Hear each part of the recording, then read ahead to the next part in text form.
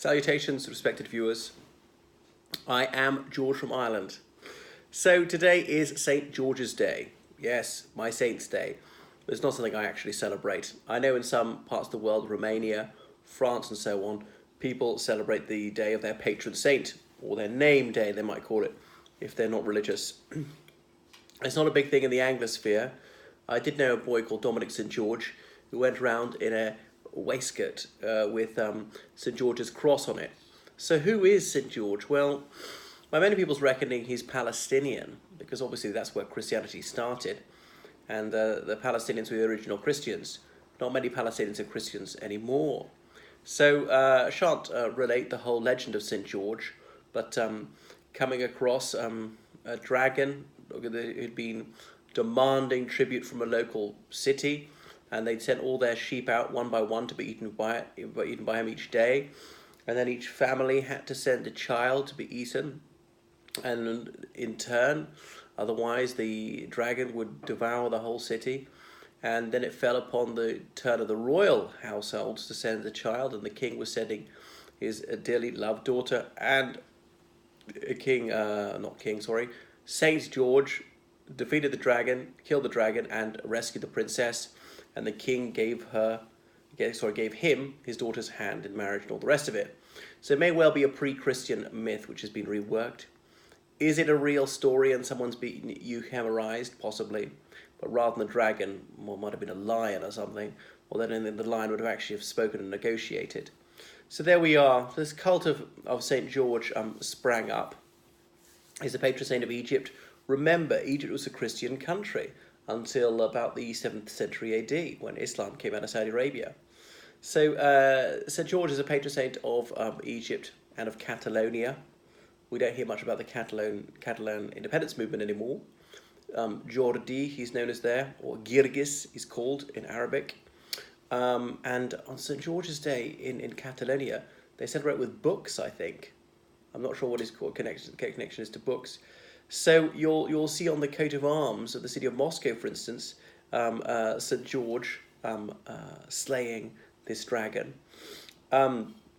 Anyway, in the Middle Ages, there was this cult of St. George, which came to England via France, and the English took him to their hearts, even though St. George has got no connection to England whatsoever. It's bizarre and now seen as quintessentially English.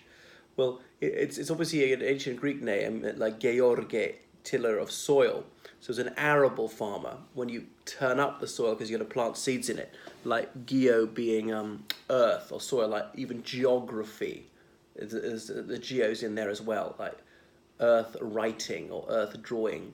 So I wonder if it's nominative determinism, because I am enthralled by geography and my name is almost the same as geography.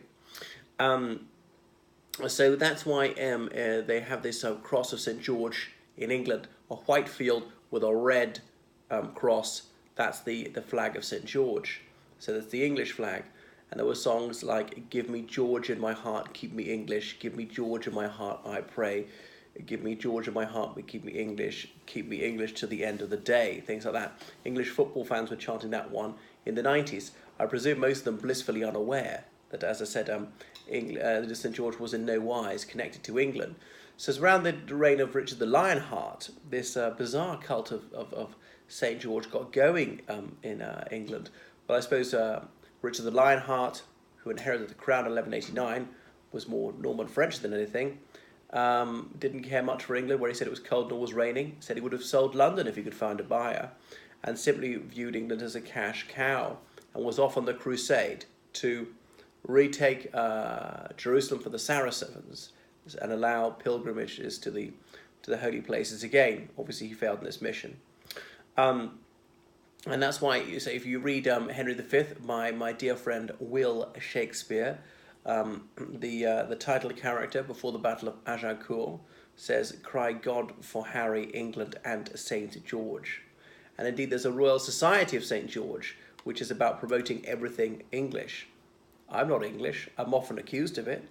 I don't think being English is a bad thing to be at all, but just as it happens, I'm not. But sometimes I think I should no longer correct people when they say that, because, well, it's just so tedious having to tell them all the time. Particularly other Irish people won't accept me as being Irish. partly because of my accent, but also because of my opinions, and almost as though it is a matter of opinion. Being Irish, being English, well, that's just what you are. I suppose it's through your parentage, possibly who grew up. It's possible to change from nationality in one's lifetime. Well, questionable. When nobody's officially English, so there's no such thing as an English passport, only a British passport. And many people, in their ignorance, think that British and English are the same thing. And obviously, we didn't have Irish passports until the 1920s, so you couldn't be officially Irish in that sense either. But there could definitely be Irish, and people are trying to overemphasize the difference: who's Irish, who's English, as though it matters terribly much, and not facing up to the fact that we're very mixed. As I said elsewhere, it's likely I have some English ancestry centuries ago. Might be just a little bit. Perhaps I've got none at all. Wouldn't matter to me one way or the other. So this St. George story and how it's been adopted by the English, it's so revealing of national identity. How these shibboleths can have very little to do with the country that they're attached to. This is cultural misappropriation, I suppose. I think there's nothing wrong with the English adopting this. I mean, if St. George is a Christian saint, all right, then he can be for Christians anywhere in the world. And the story may well be mythical, completely mythical. A falsehood, and that can nevertheless have a great emotional appeal to people. So people often don't know the origin of these stories. It reminds me of the Anderson book, Imagined Communities, how England is arguably an imagined community, and then one of its core stories is quite possibly fictive.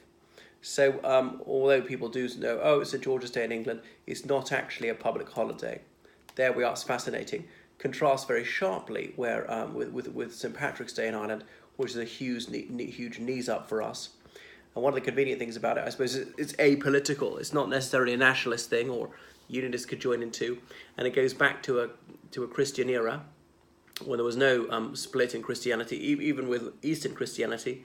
And like within Western Christianity, there was no Protestantism. There was the Pope. That was it. Was St. Patrick dispatched by the Pope to Ireland? Well, there's no record of that at the time. Centuries later, that story came out, and some people say it was a later Catholic invention. There we are. So that's St. George's Day. Mark it as you will. The red rose now being a symbol of St. George. Again, I don't believe it actually has even the most tenuous connection to the saint himself. And then the red rose is also a symbol of Lancashire, that county in north west England.